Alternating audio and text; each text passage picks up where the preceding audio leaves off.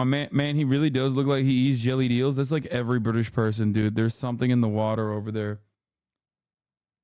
Anyway, all right, let's watch this. How this couple was almost murdered over a blog post by a friend of the show, Dantavius. Behind your computer screen, you f***ing c***. You don't have the balls to talk to me? Stop hiding behind your computer screen, you f***ing c***. Ina Steiner received this message on August 9th, 2019 at 2:49 p.m. 10 minutes later, she got this bizarre voicemail. Hi, Ina. Your wet specimen is ready to be delivered. You'll have to sign for it. Wet specimen? What the hell is a wet specimen? Sounds like something you leave in the toilet after eating Chipotle, she thought to herself. Ina's husband David called FedEx and asked them what a wet specimen was. Turns out it was a dead pig fetus, you know, like the kind you dissect in high school biology. As to why it was being sent to their house, they had no idea. Things only got more disturbing from there. Later that same day, a package showed up on the Steiners' porch. Ina went against her better judgment and decided to open it up. Huge mistake. As soon as she saw the contents, she let out a blood-curdling scream. Inside the box was a severed pig's face attached to a clump of human hair. Well, actually, it was just a Halloween mask from the movie Saw. Ina was relieved when she realized that, until she remembered Saw was about a psychopathic killer who kidnaps and tortures people. Wanna play a little game? Not even 10 minutes later, she received another message. Do I have your attention now? This was not an isolated incident. By the time these packages arrived, the Steiners were being terrorized for an entire month by some psychotic individuals. And the worst part about it was, they had no idea why. So who even are the Steiners in the first place? Well, for the most part, they were your typical middle-aged suburban couple, except they ran a website called E-Commerce Bytes, which tracked news and trends across e-commerce platforms like Amazon, Etsy, and eBay. They quickly built up a small but active following and gained a reputation as being one of the most trusted sources for anything e-commerce related. People really loved this website. Well, I mean, not everyone, actually. Some people really hated it. Since its inception in 1999, E-Commerce Bytes only had 2 employees. Ina, who wrote the articles, and David, who handled the business side of things. By all accounts, the Steiners were upstanding members of the community, and nobody had a bad word to say about them. So why were they being targeted? Maybe they weren't as wholesome as they seemed. Or maybe they just pissed off the wrong person. Let's go back to the day the harassment first started, and we'll try to put the pieces together as we go. Oh, and on a completely unrelated note, I've been watching a lot of Law & Order SVU, so that might come out in this video a little bit. On YouTube, there are 2 types of videos. Low-quality, soulless slop that's churned out on a weekly basis with sole purposes of making as much money as possible, and based videos. This is the latter. It's 3 a.m. The Steiners are fast asleep when suddenly they're awoken by the sound of a phone ringing. It's an unknown number, but David picks up anyways. Has this man never seen a horror movie? When he answers the phone, he's greeted by heavy breathing, followed by the person hanging up. Okay, that. I think nowadays, because of like so many fucking so many robocallers and shit, most people will never pick up a fucking phone number if they don't recognize it. It's a little weird, but hey, maybe it's just. But it makes sense. Back then, they're kind of boomers. They probably thought like, oh yeah, I'll pick it up. Wrong number. David thought nothing of it and went back to bed. The next morning, he went to check his mail and noticed that his fence had been vandalized. Somebody spray painted the word Phytomaster on it. What the heck was a Phytomaster? Was that the name of the vandal? Was Phytomaster the person who called him in the middle of the night? Luckily, things calmed down after that. For like a month. Seemingly out of nowhere, Ina started getting a ton of aggressive DMs on Twitter from someone with the handle Tui Things like this. Ina, what's your problem with eBay? You know that's how we pay rent, right? Remember this one, because it's going to be important. Hello? What the fuck is it going to take for you to answer me? To be fair, it wasn't the first time she got hate messages, but it was never this bad. Still, she tried to just ignore it. Then things started getting weirder and weirder. The Steiners' work email was bombarded with all sorts of weird-ass subscriptions. InfoWars, Sin City Fetish Nights, the Satanic Temple, and most disturbingly, Franklin the Turtle fan club. Bro, I swear to God, there's just like, we still don't have a decent way of like dealing with psychopathic like cyber stalkers. We just have no fucking way, which is kind of crazy. Like, there's just no, as long as someone's got a will, dude, so if someone is like willing and motivated, they can just like just keep doing insane amounts of internet crime. Meanwhile, the hate messages continue to pour in. I'm waiting. I don't like waiting. I guess I'm gonna have to get your attention another way, bitch. This message was sent the night before the wet specimen incident, and this was only the beginning.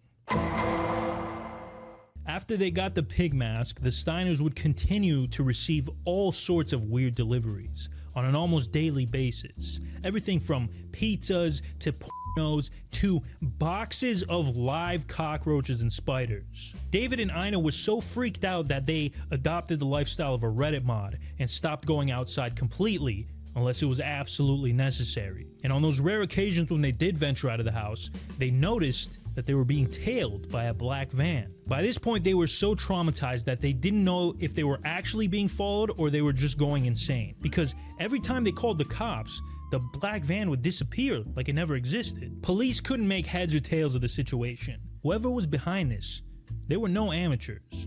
They were organized and they covered their tracks well. But not well enough. Eventually, Natick PD was able to get the license plate of the black van. It was rented by a woman named Veronica Zay. This must have been some kind of mistake. When you think of a stalker, it's usually somebody that looks like this, not an attractive 25-year-old woman. The police decided to question her anyways. They found out she was staying at a hotel in Boston nearby, so they called her room and her husband picked up. He said she would be down right away to chat with them, but she never came down. Instead, she got on a plane to California. Natick PD had to get the FBI involved, and it didn't take them long to track her down. Turns out, Zay worked for a company called Progressive Force Concepts, a security firm contracted by eBay. No! The feds flew down to Fucking way. No. Bro, Pinkertons, dude? eBay was doing Pinkerton shit? Yo, what the fuck? Okay, this does unironically make me sometimes feel like a lot of people be like, Hasan, you got like hella stalkers, people sending you death threats and shit. Like, do you ever feel like maybe it's, agencies that are involved in this circumstance?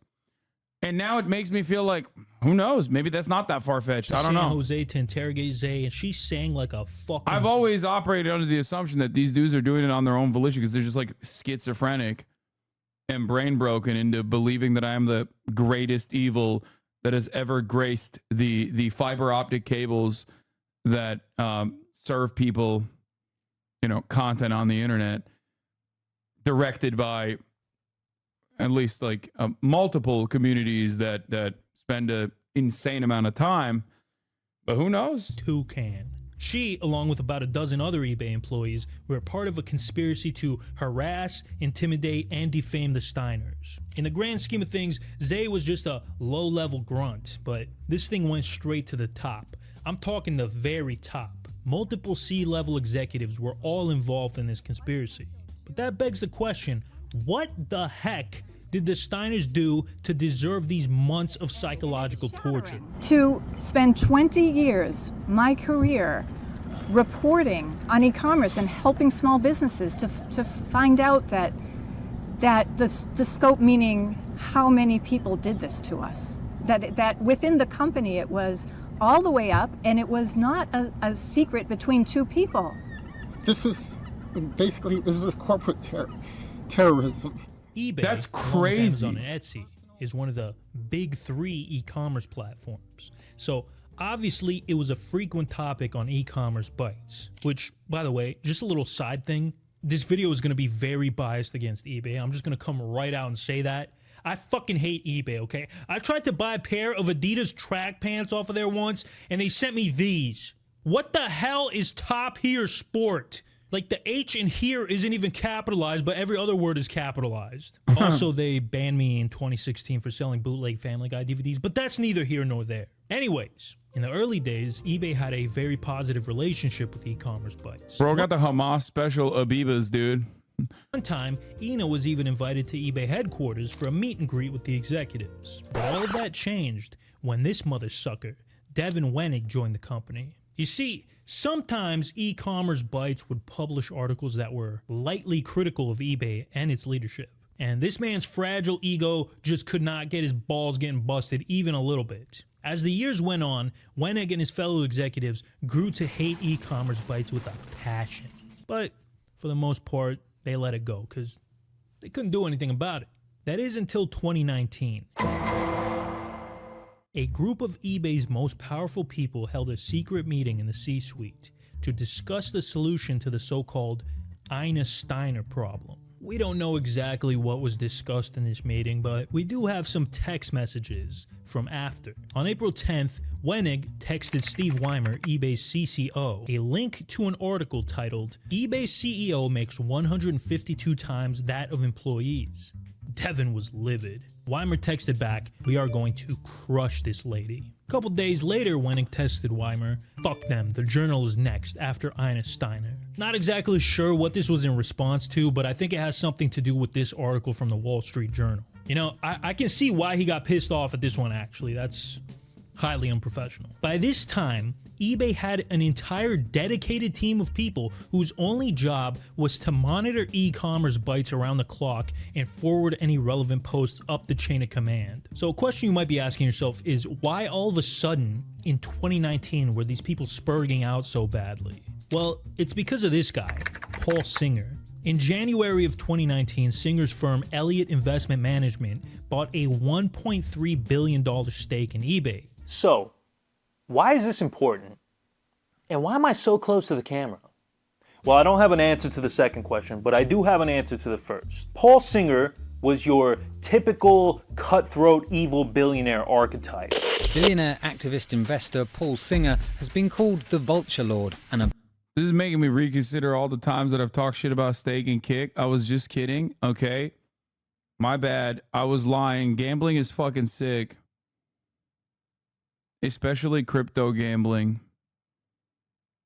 It ain't fucked up at all. I swear. It's so good. See? I take it back. All those other times,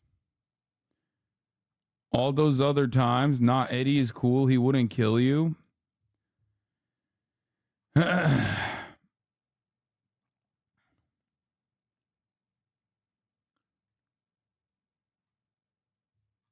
Yeah, he is cool. And also, he would never do that. And also, these guys weren't killing the Steiners. They were just stalking them.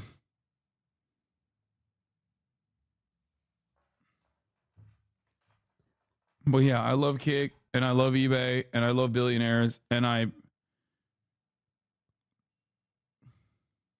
bloodsucker by the former Argentine president Cristina Fernandez de Kirchner.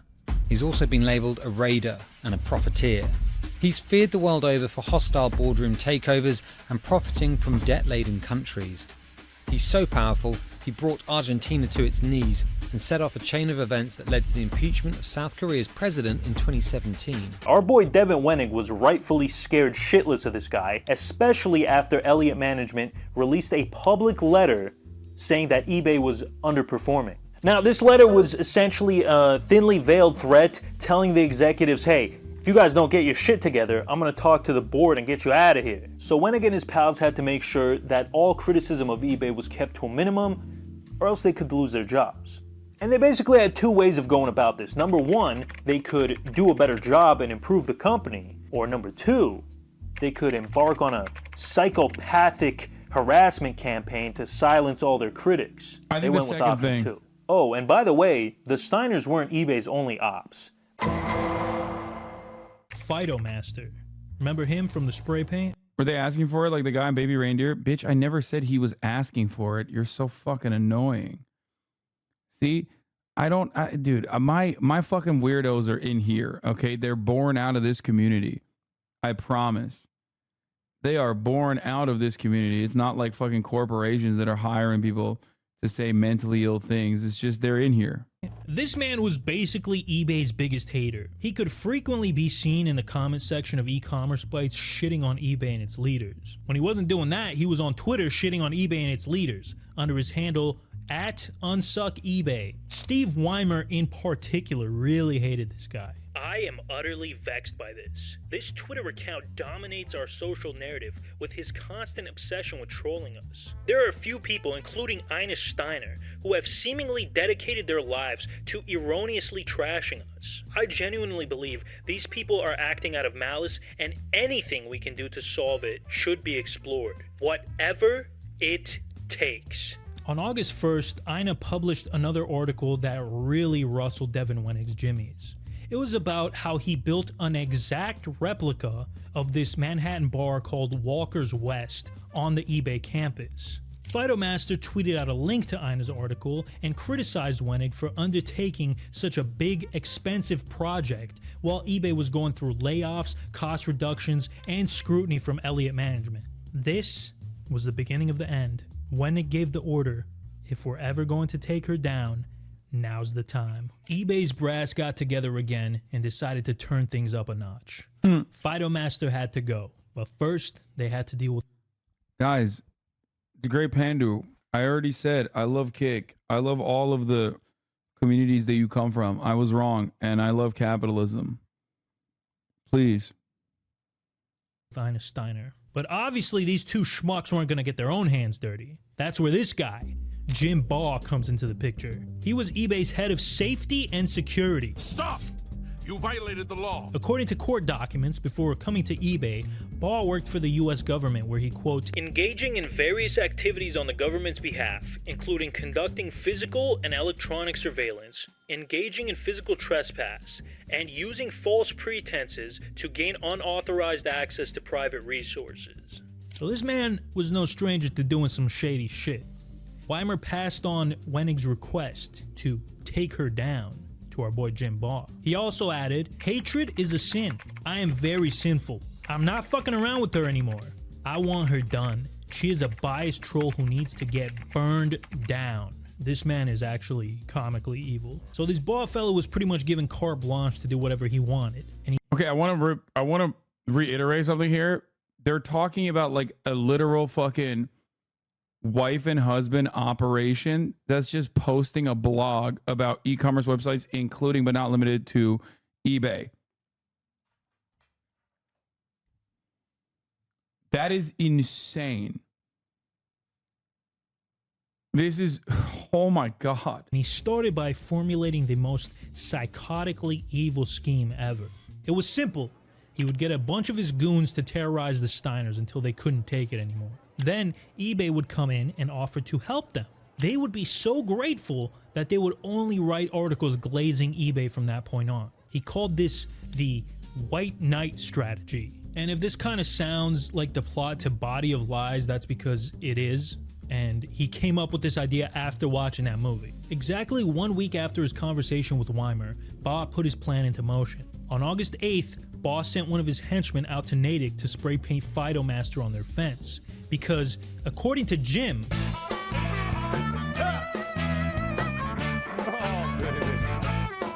that was weird. According to Jim, what the fuck? Bro, come on. Jim Baugh thought that Fidomaster's true identity was David Steiner. Spoiler alert, it was not. Now, the graffiti was just a little taste, a tap on the shoulder, if you will. Things would continue to ramp up from there, as we know. After the spray paint, Baugh met up with his team to brainstorm more ways that they could fuck with the Steiners. He let them know that they had complete support from the higher-ups and showed them all the messages from Steve Weimer. Some of the ideas were silly, like sending them gift boxes full of poop.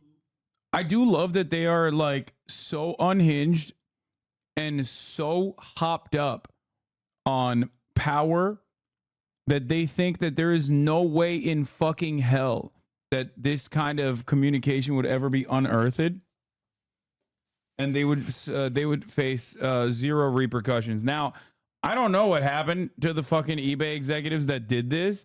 I hope they got at least some level of punishment. It's crazy. Others were more serious, like planting crystal meth in their car or burning down their house. But eventually, they settled somewhere in the middle of these two things, and they came up with a 5-step plan. Step 1, trolling.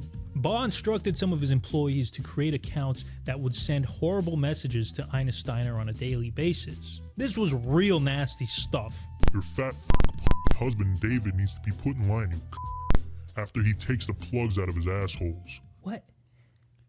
What does that even mean? And like I said earlier, they also signed the Steiners up for like 100 different email lists, fetish sites, Scientology newsletters, Breitbart, vaping, fucking BuzzFeed, just a bunch of vile nonsense like that. Oh, and listen to this. One day, a man showed up to their house holding a box of condoms and a bottle of Mad Dog 2020. Turns out the trolls were making fake posts on Craigslist, claiming that the Steiners were having everything must go yard sales, or they were hosting gangbangs at their house. I'm here for the gangbang.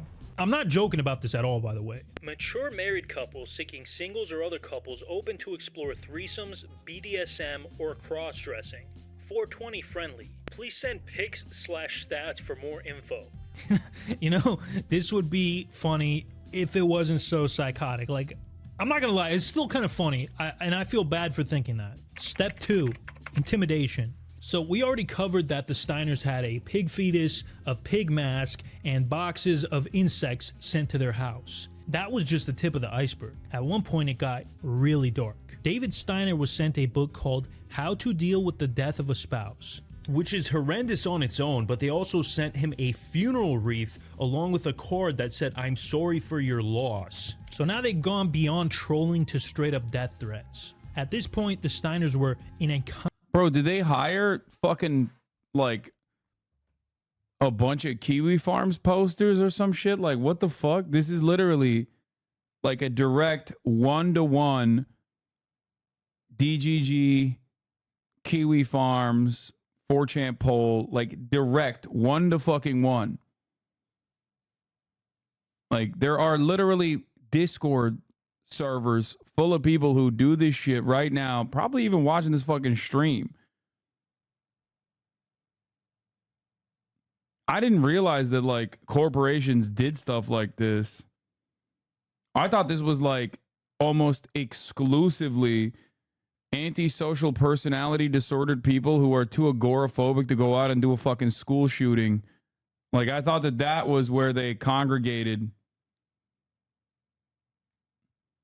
I didn't realize that this is like actual former. I didn't realize like actual former government employees are out here doing this kind of shit.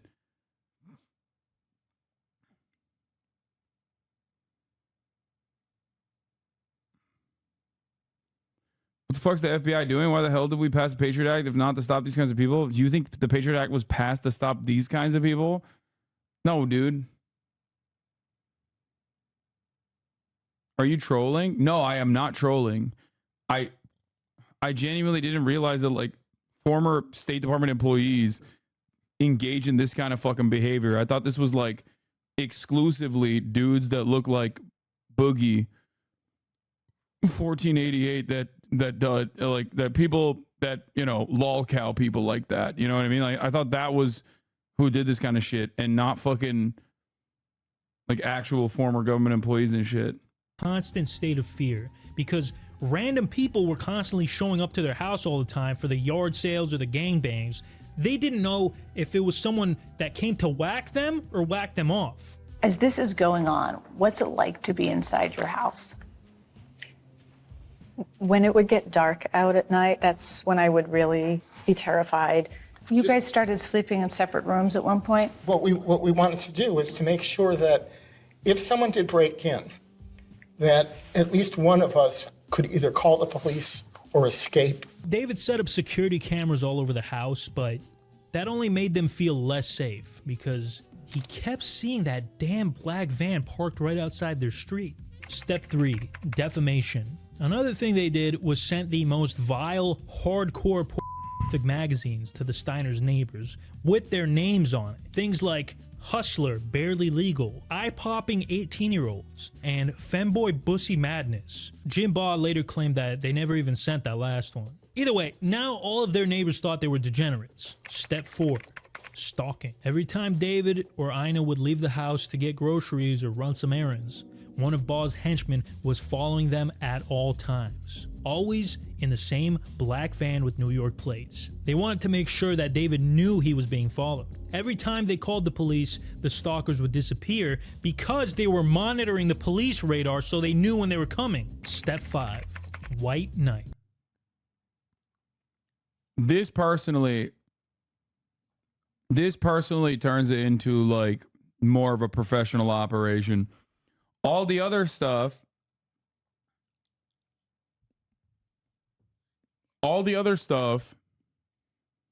mostly internet guys, but random trolls will do stuff like this, but they won't fucking take it to this level.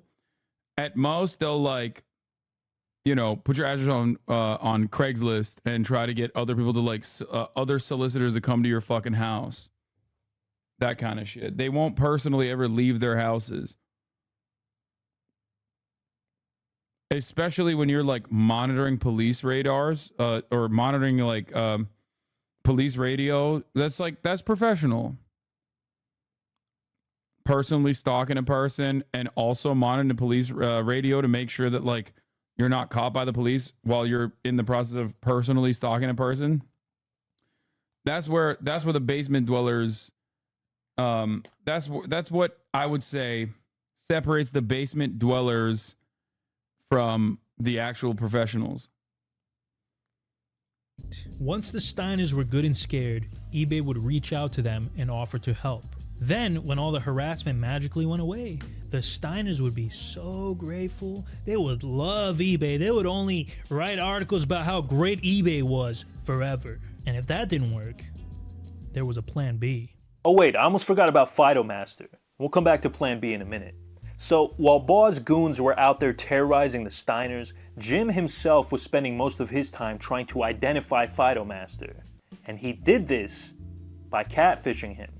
He set up a fake Twitter account with an attractive woman as the profile picture and slid into Fidomaster's DMs. Marissa claimed that she was a disgruntled eBay employee who had video evidence of eBay executives engaging in illegal activities, and she wanted to turn the video over to Fidomaster at a...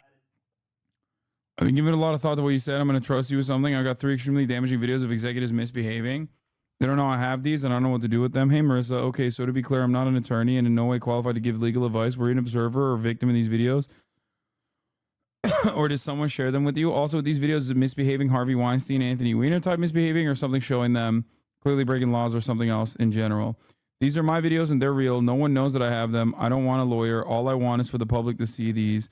It's Weinstein Weiner stuff. Some of it is illegal too. A secret drop point. Baugh thought that he had Fidomaster by the balls. Here's a message he sent to Steve Weimer. Regarding the unsuck idiot, I have reason to believe he's either her husband or another close associate.